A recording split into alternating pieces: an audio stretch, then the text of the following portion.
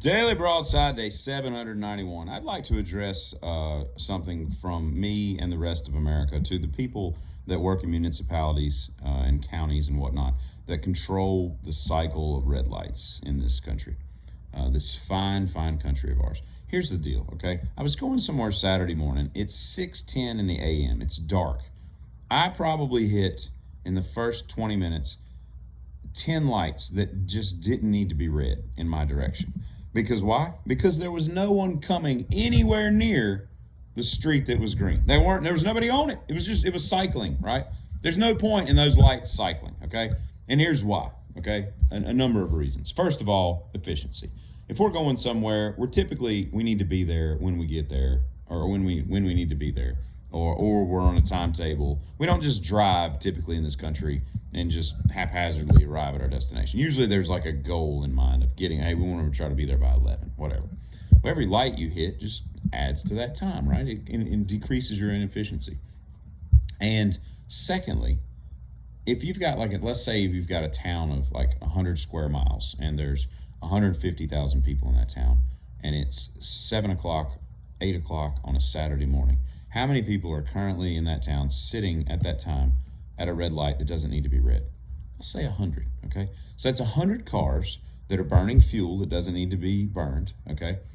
They had to use their brakes when they didn't need to use their brakes. They could have just kept on going if it had been green, right? The starter in all these new cars has to re-engage because the car is cut off every time they stop, which you should really disengage that, okay? I get it, you're saving a little gas, but some of these transverse engines that they make in cars today, here's what you should do, okay? Let's say you've got a 2019 Chevy Equinox, okay? Just go to YouTube. Maybe you don't work on your own car, but just go to YouTube and type in, 2019, Generation 3, whatever it is, Chevy Equinox starter replacement, and just see how long the video is. If that video is like 48 minutes long, you're going to be paying out the wazoo when you have to replace that starter prematurely because it cuts off at every light. So disengage that, okay? I'm telling you, these starters it's not like a 77 F-150. You can just crawl under there, 3 bolts, you can replace a starter in about 15 minutes.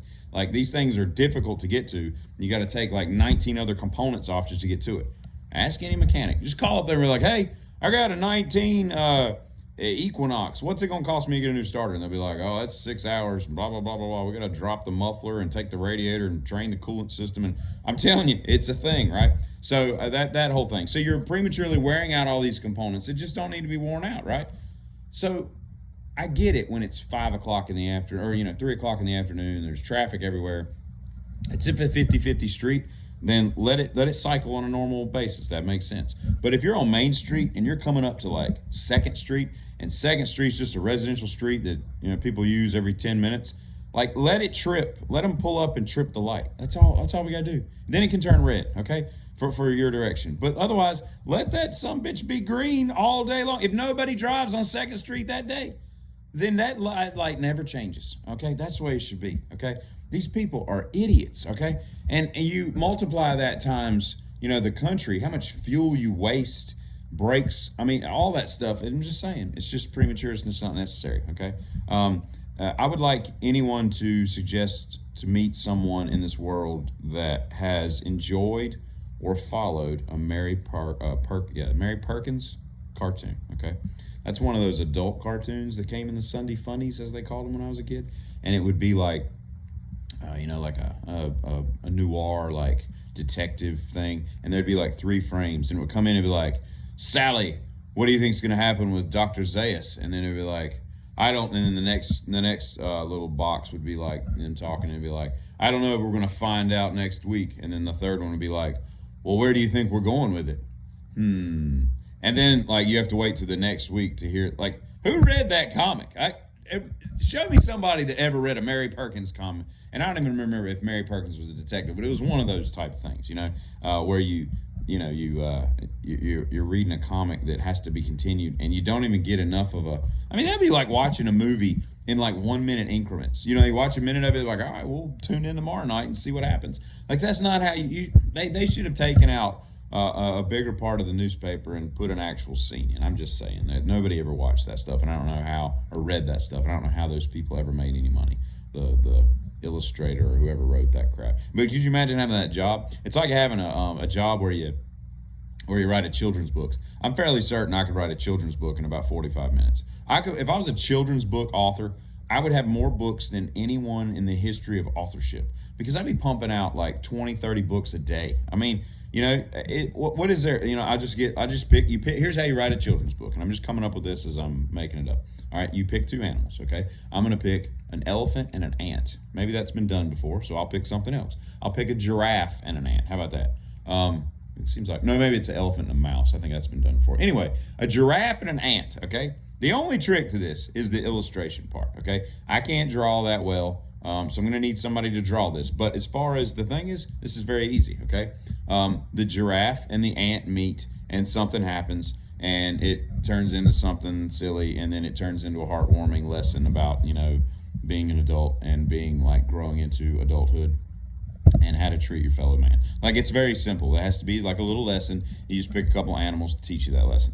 It's very stupid, very simple. I don't know what those people get paid, but that's a lot like writing a Mary Perkins cartoon. It just makes no sense. Have y'all heard of land law? LANLAW. If not, you need to stop listening to this drivel that's coming out of my face hole and go look it up, because it's hilarious. It's these two boys that are trying to be country music artists, and they have the same verse of the same song on just about every one of their videos, and it's all staged. They're all walking around, and it's got this same like country. And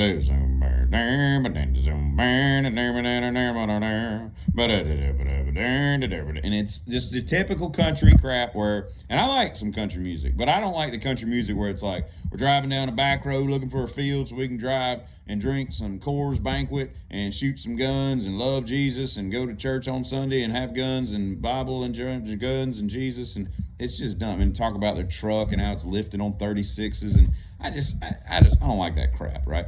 That bro country, as they call it. But this stuff is hilarious because these guys are, I'm not a vocal coach, and I'm definitely not a good singer my own right, but I can tell you when people can't sing. These guys are just they're tone deaf. They need a vocal coach to help. They're in like the wrong key or something.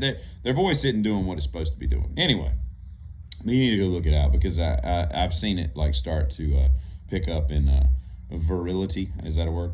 And your viralness. I don't know what that would be, but and every time I see it, it's got more likes, and all the comments, of course, are funny because they're just mocking them. It's not like they like them. No one's gonna go see Land Law, and I'm gonna go out on a limb and say that that's a portmanteau of Landon and Lawson, because those sound like white people country names. You know what I mean? But here's what I'm getting at is, country music is like the only genre where you really talk about the same old crap in most of the songs. You don't hear jazz musicians like, and a lot of jazz doesn't have words, but if they were singing a jazz song, you don't hear them talking about, burning, Chesterfield darts and snorting H in the bathroom of the club and wearing really dark sunglasses, like ridiculously dark sunglasses in dimly lit clubs and wearing like berets and fedoras and crap.